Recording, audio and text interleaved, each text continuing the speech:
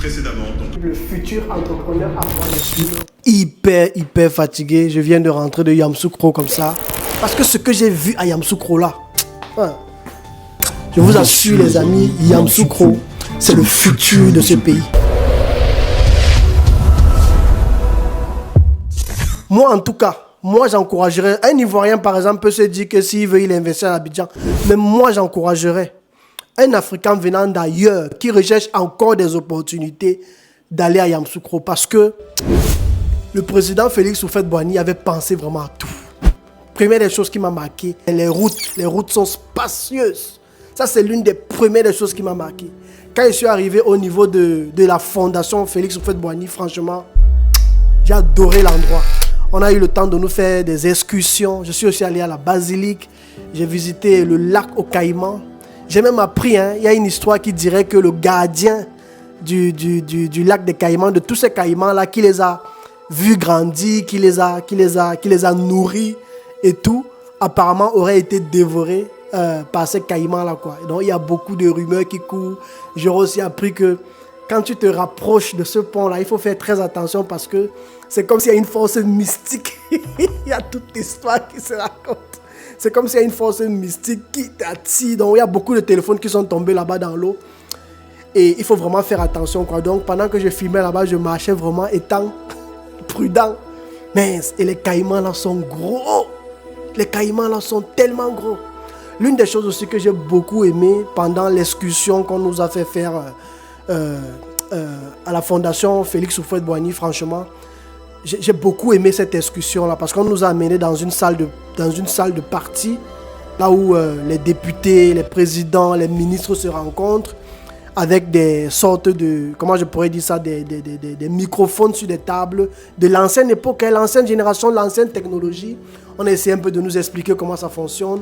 On a essayé un peu de nous raconter la vision que le président Félix Houphouët-Boigny avait pour la Côte d'Ivoire, que ce soit pour Yamoussoukro et pour la Côte d'Ivoire.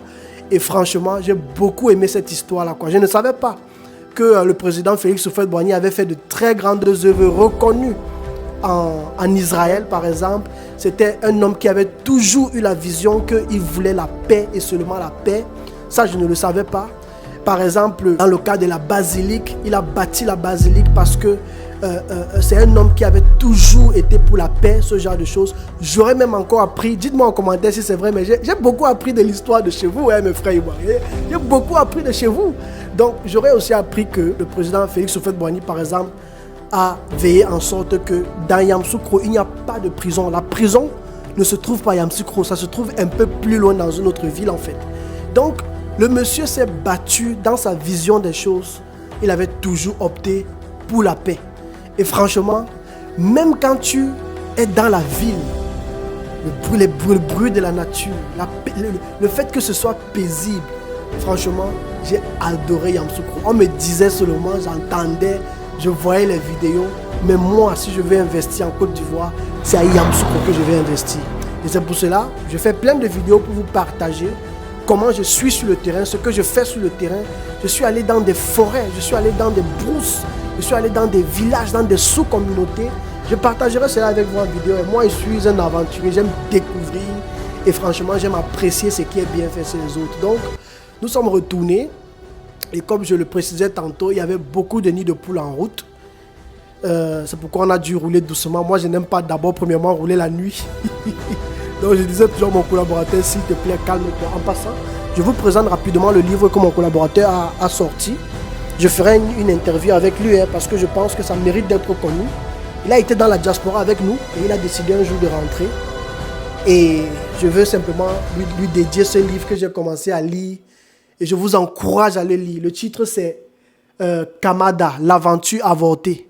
Et le livre raconte l'histoire d'un jeune de la diaspora, quelqu'un qui a dit... c'était un jeune Africain qui a décidé un jour de s'expatrier, d'aller en Europe se chercher.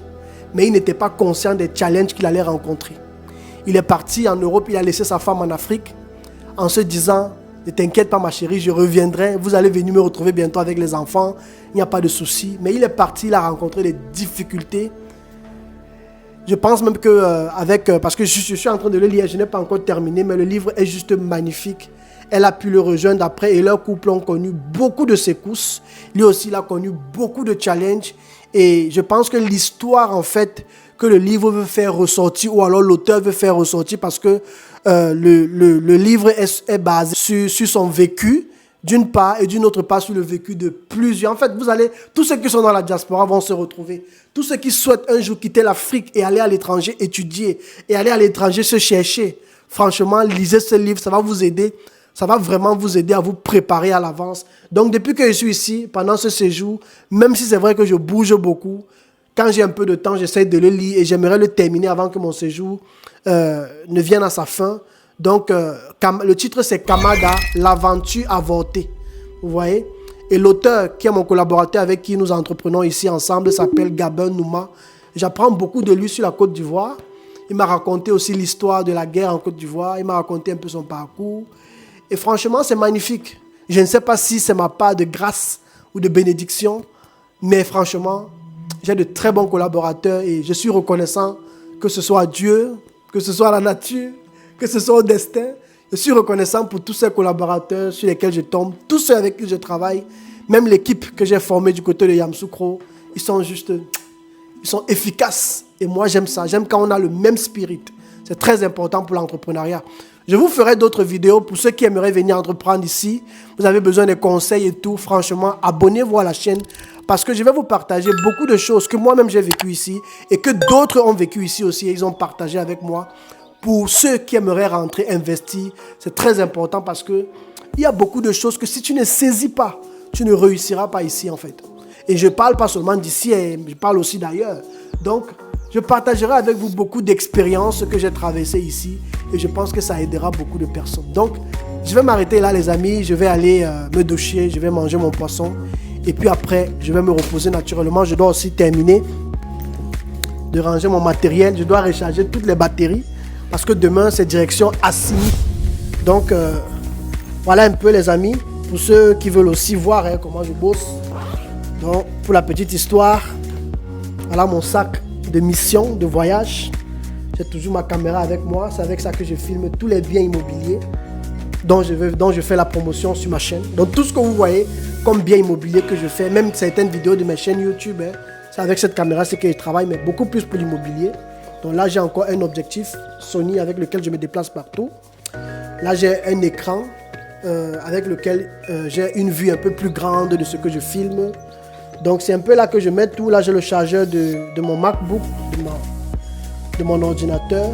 Et j'ai d'autres accessoires là que j'utilise pour la caméra. Donc quand je rentre comme ça, je retire toutes les batteries, je les charge. Même le drone est là à côté avec le trépied. Donc je prends le temps de tout charger parce que je sais que le lendemain, quand on part là, il faut que toutes les batteries du drone soient pleines. Donc voilà ce que je vais essayer de faire. Ensuite me laver, manger.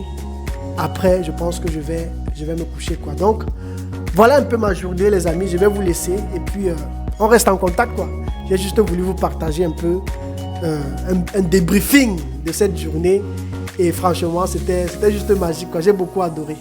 Donc on reste connecté pour la suite de mon aventure en Côte d'Ivoire. Allez, ciao ciao.